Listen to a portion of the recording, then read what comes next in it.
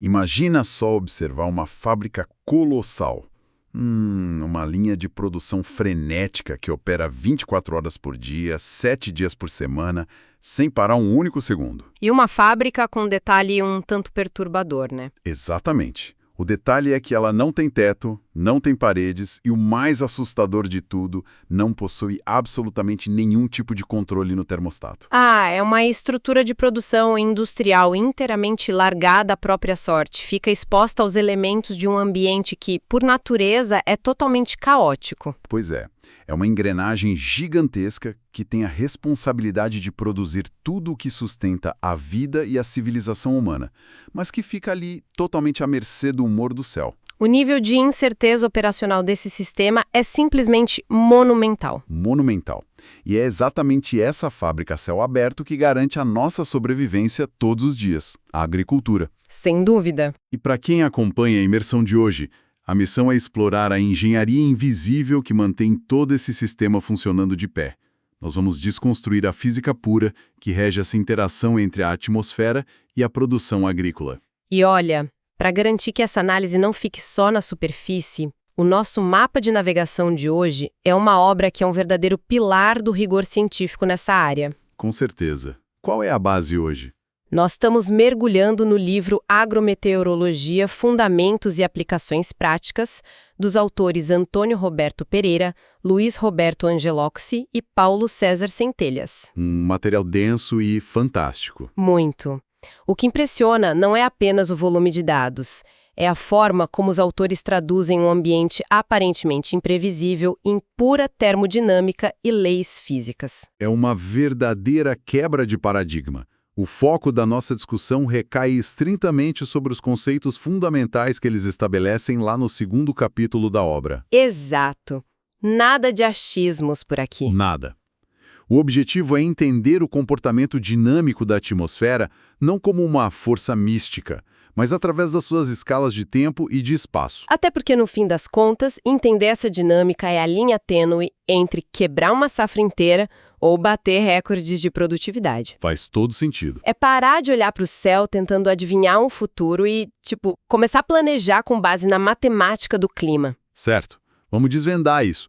Para entender qualquer sistema mecânico complexo, primeiro é preciso concordar sobre o que os mostradores do painel estão nos dizendo, né? Com certeza. A calibragem inicial. Pois é. E logo de cara, a obra ataca um embate clássico. Uma daquelas confusões que todo mundo faz, que é a diferença entre tempo e clima. Parece semântica, mas a diferença técnica é um abismo, não é? Ah, é um abismo absoluto. Para a ciência atmosférica, misturar tempo e clima é como confundir a velocidade instantânea de um carro com a média de velocidade de uma viagem de 1.000 quilômetros. Nossa, boa analogia. É que o tempo é o agora. É o estado instantâneo, dinâmico e altamente volátil da atmosfera em um local e momento específico. Aquele retrato do segundo? Isso. É a leitura imediata do termômetro, do barômetro, do higrômetro. Entendi. E o clima entra como o contraponto histórico disso tudo. Exato. O clima é uma descrição estática, puramente estatística. Ele representa o valor mais provável das condições atmosféricas para uma determinada região. E tem regra para definir isso, né? Tem. A Organização Meteorológica Mundial tem uma regra bem estrita. Para definir o clima de um lugar, é necessário calcular a normal climatológica. Que seria uma média. Sim, pegar os dados diários de tempo e fazer uma média ao longo de um período longo. E por convenção internacional, esse período é de 30 anos. Caramba! 30 anos de dados diários empilhados. É uma montanha de planilhas. Uma montanha gigantesca. Olha, para quem está ouvindo e quer uma imagem mental clara sobre isso, se fôssemos traduzir isso para o comportamento humano, o tempo seria o humor de uma pessoa em uma terça-feira qualquer. Ah, perfeito. Ela pode acordar irritada, radiante ou melancólica. É imprevisível no dia a dia. Já o clima seria a personalidade dessa mesma pessoa ao longo da vida, a forma como ela geralmente reage ao mundo. A analogia do humor e da personalidade é cirúrgica. O humor dita o dia, mas a personalidade dita o destino. É bem por aí. E a obra ilustra isso com uma clareza tremenda usando o caso de Piracicaba, lá no interior de São Paulo. O que acontece em Piracicaba? Se pegarmos a normal climatológica da cidade, A personalidade dela é muito bem resolvida em um ritmo sazonal. Invernos amenos e secos, com mínimas batendo ali nos 10 graus Celsius, e verões muito quentes e chuvosos, com máximas encostando nos 30 graus. Essa é a regra do jogo. O que significa que, para o planejamento agrícola, a climatologia é quem aprova o projeto. Exatamente. Ela diz que naquela região, plantar uma cultura específica é possível.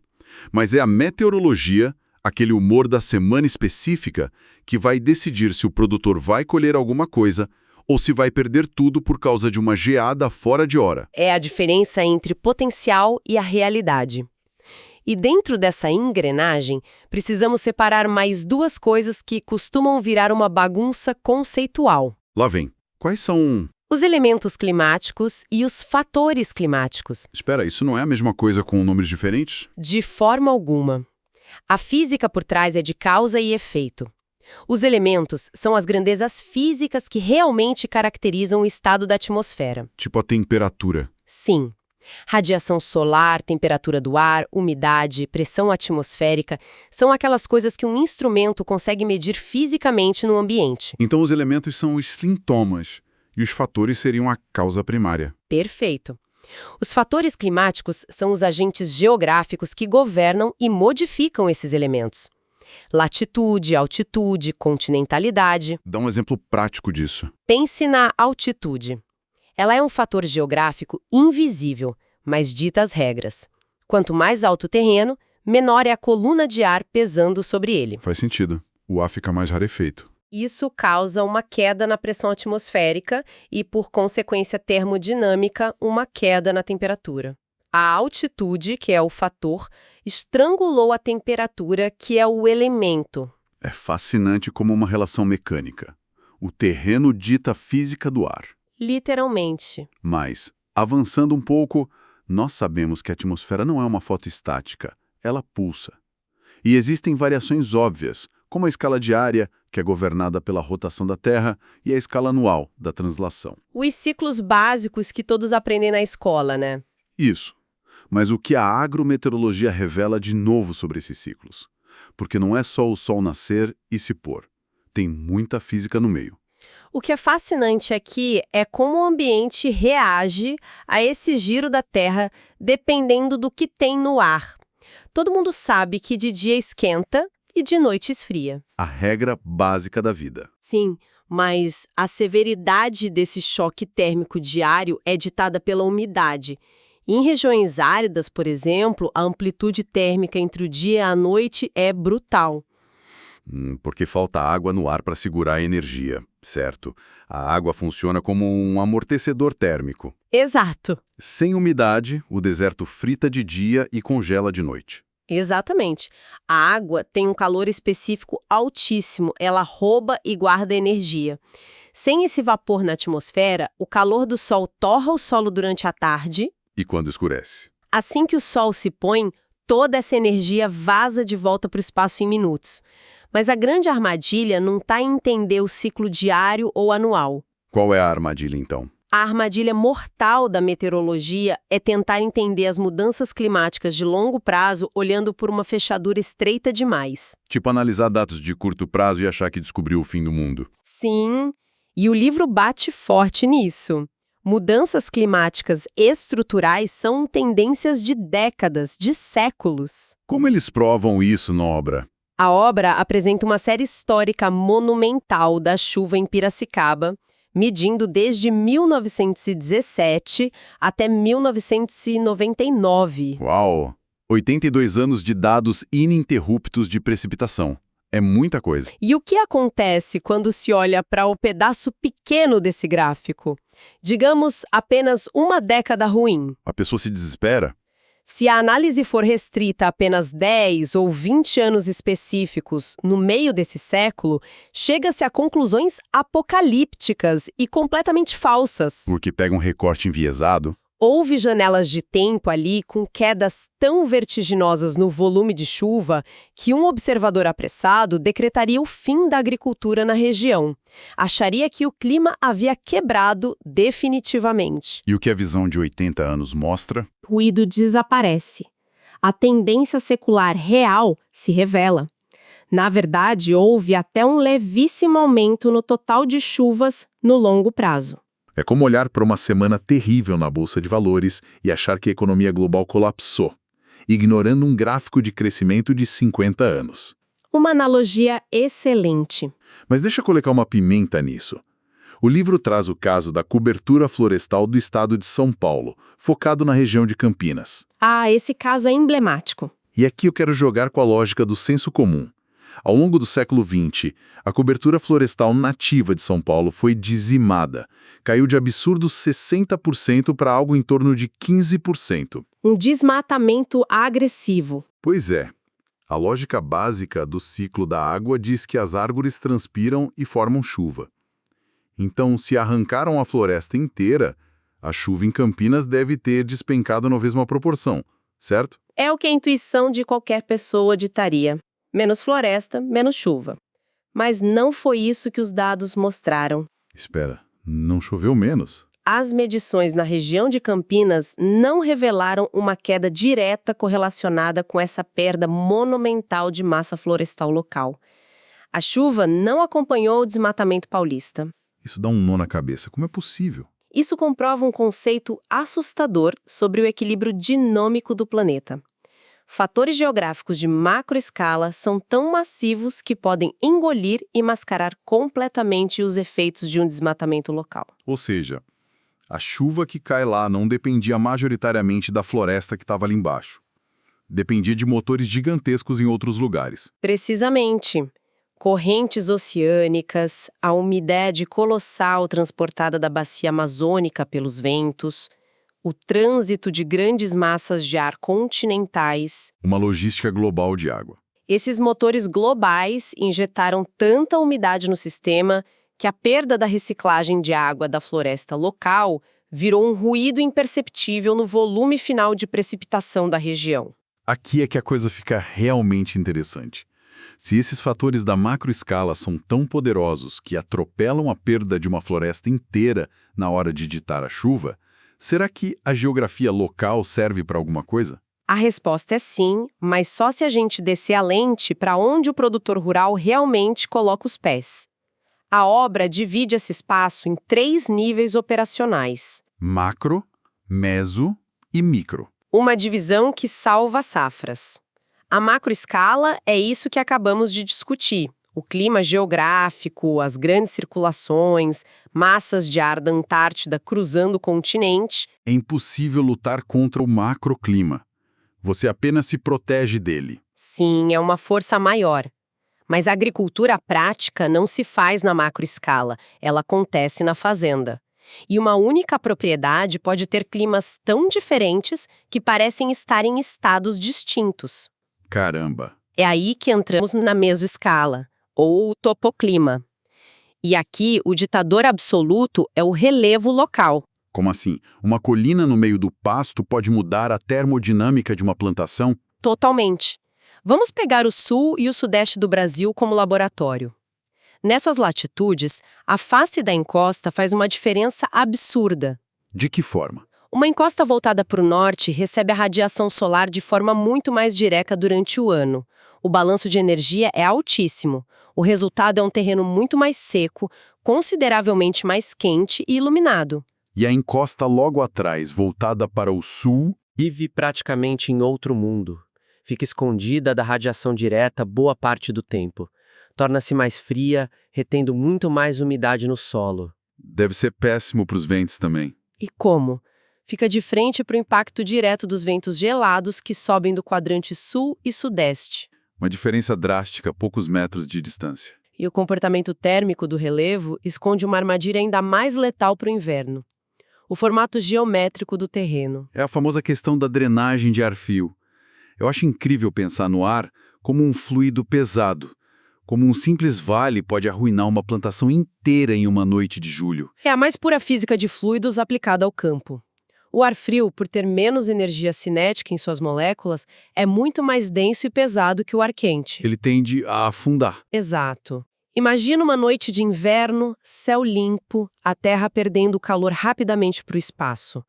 O ar que encosta no solo congela e fica pesado. E aí ele começa a se mover. Se o terreno for convexo, ou seja, com formato de cúpula ou crista de morro, esse ar pesado escorrega pelas encostas, drenando para longe. A cúpula se livra do problema. O ar não acumula lá em cima.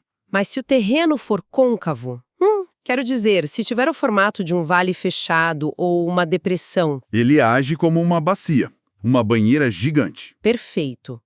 O ar frio e denso escorre de todas as encostas ao redor e começa a encher essa bacia. O ar gélido acumula ali no fundo sem ter para onde escapar. Nossa, deve virar um congelador. A temperatura nesse bolsão despenca de forma muito mais violenta do que no topo do morro.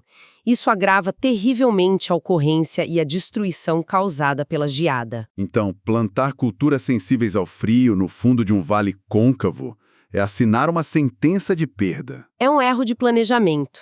Uma armadilha invisível construída pela topografia. E se descermos ainda mais a lupa? Chegamos ao domínio absoluto do agricultor. A microescala, o microclima. Aqui, o relevo já não importa tanto. Quem manda é o que está cobrindo a terra. Tipo grama, asfalto, solo nu, floresta. Cada um interage com a energia do sol de um jeito, né? A cobertura do terreno altera todo o balanço de radiação. As florestas, por exemplo, operam como enormes amortecedores do sistema. O dossel das árvores deve ajudar muito. Sim, ele absorve a energia brutal do meio-dia, mantém a umidade presa ali embaixo e quebra a força do vento.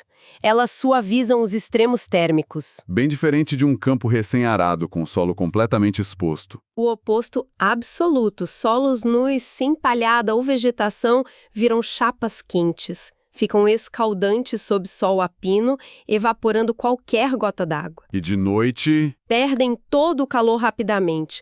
O planejamento agrícola inteligente é, na essência, a arte de manipular a meso e a microescala para sobreviver aos ataques da macroescala. Incrível. Mas, no fim do dia, todas essas escalas de que falamos, da gotícula de orvalho na folha na microescala, até a média estatística de 30 anos da macroescala, tudo isso é movimentado por um único motor gigantesco, certo?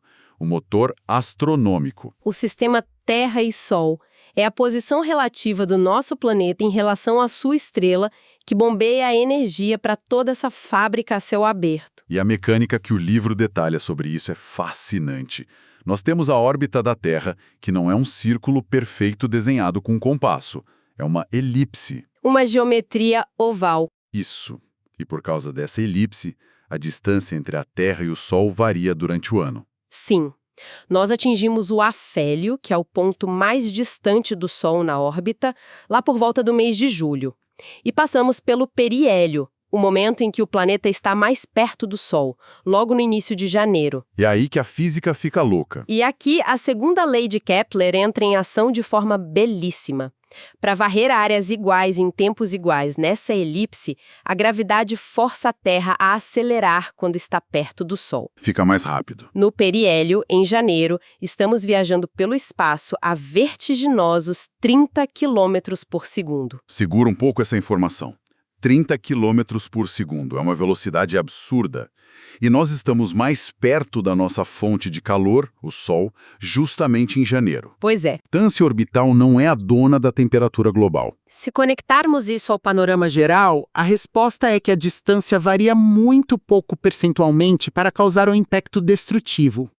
O verdadeiro responsável pelo aquecimento ou resfriamento violento das superfícies não é a distância astronômica. É o que, então? É um conceito puramente geométrico chamado ângulo zenital, que é governado pela lei do cosseno de Lambert. Certo, vamos traduzir essa lei de Lambert para algo visual.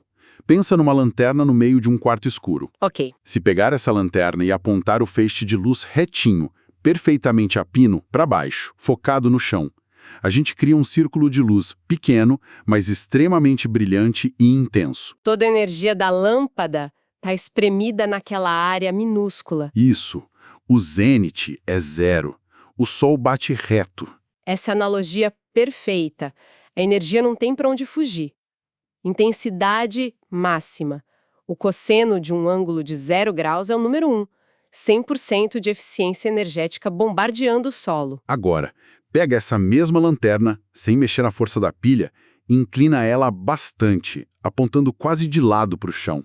O que acontece com a luz? Aquele círculo intenso se estica. Exato. Vira uma mancha oval gigantesca, fraca e desbotada. A lanterna não esfriou, a lâmpada não perdeu força, mas a mesma quantidade exata de energia precisou se espalhar por uma área absurdamente maior do piso. E é exatamente assim que o planeta esquenta ou esfria. No inverno de latitudes mais altas, o ângulo zenital se aproxima de 90 graus, como a sua lanterna deitada. A luz chega muito inclinada. O cosseno de 90 é zero. Os raios solares atingem o solo de forma oblíqua, extremamente inclinada. A energia se dissipa sobre uma área colossal de superfície. Então o inverno não é porque o Sol esfriou. A radiação não enfraquece porque o Sol perdeu força termonuclear ou porque a Terra recuou uns quilômetros. Ela enfraquece por pura dispersão geométrica. Então, o que tudo isso significa para a vida prática? Para o trigo crescendo no campo, Significa que as plantas entenderam a matemática orbital muito antes da gente. essa precisão de relógio suíço da órbita terrestre criou uma ferramenta evolutiva genial para a botânica, que é o fotoperíodo, a contagem das horas de luz no dia. Exatamente. A planta usa isso como um mecanismo de defesa contra o próprio clima caótico. E que mecanismo elegante! Demais. Imagine uma planta frutífera de clima temperado, como uma macieira, em pleno mês de julho no hemisfério sul. No auge do inverno, ela está em dormência, hibernando para não congelar. Certo. Se o gatilho biológico dela para acordar e soltar flores fosse apenas a temperatura do ar, o que aconteceria se desse um veranico? Um calor fora de época. Isso, uma massa de ar quente e isolada que joga a temperatura para 28 graus por 2 dias no meio do inverno. A planta seria totalmente enganada pelo tempo meteorológico. Ela entenderia que a primavera chegou, sairia da dormência, começaria a brotar novos tecidos e florescer. E aí o frio volta. E 3 dias depois, quando a frente quente passasse e uma massa polar trouxesse uma geada severa, toda aquela biologia nova, frágil e cheia de água, seria congelada e destruída. Seria um erro letal de cálculo. Letal. Por isso a planta é mais esperta que o termômetro. Ela não confia no humor volátil da atmosfera. Ela usa o cofre de segurança. Ela usa a duração do dia, o fotoperíodo. A temperatura pode subir para 30 graus em julho de forma caótica, mas a mecânica orbital é rígida. Em julho, os dias são curtos. A planta lê as horas de luz e diz, olha, não importa o calor que está fazendo hoje, o sol ainda se põe cedo demais. O inverno não acabou. Sensacional. Ela só acorda quando as horas de luz atingem um patamar crítico, que garante que a translação da Terra finalmente deixou o inverno para trás. É a biologia usando a astronomia para sobreviver à meteorologia. Isso prova que o estudo da agrometeorologia não é folclore. Longe disso. Exige um respeito absoluto à interação entre as leis da matemática e as respostas fisiológicas. E voltando à nossa premissa inicial, isso tira a agricultura do campo da adivinhação. E a coloca no domínio das ciências exatas. O planejamento estratégico vira puro cálculo. Mas sabe, depois de dissecar o macro e o microclima, o instante volátil e a média de 30 anos da normal climatológica, eu sinto que toda essa estrutura metódica esbarra em uma parede bem perigosa na nossa atualidade. Isso levanta uma questão importante. Talvez a maior ironia de toda a agrometeorologia moderna. Qual seria? A base estrutural que usamos para tomar decisões de bilhões de dólares, o zoneamento de risco climático, o planejamento das safras, a liberação de crédito para o agricultor. Tudo isso depende do clima. Quase tudo repousa sobre a estabilidade da normal climatológica. A premissa de que o clima possui uma personalidade fixa, avaliada olhando estritamente para os últimos 30 anos do passado. É o nosso grande farol de navegação. Olhar para trás para garantir o amanhã. Mas e se o oceano não for mais o mesmo? Esse é o ponto crítico.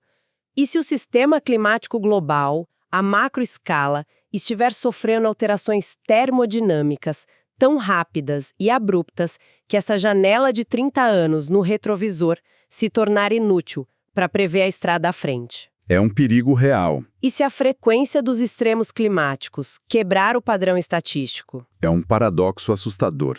Se o ritmo da mudança for mais ágil do que a nossa régua de medição de 3 décadas, a normal deixa de ser um guia seguro e vira uma âncora ilusória. Exato. Aquele planejamento exato que a obra nos ensina precisaria de um reajuste constante. Pois é.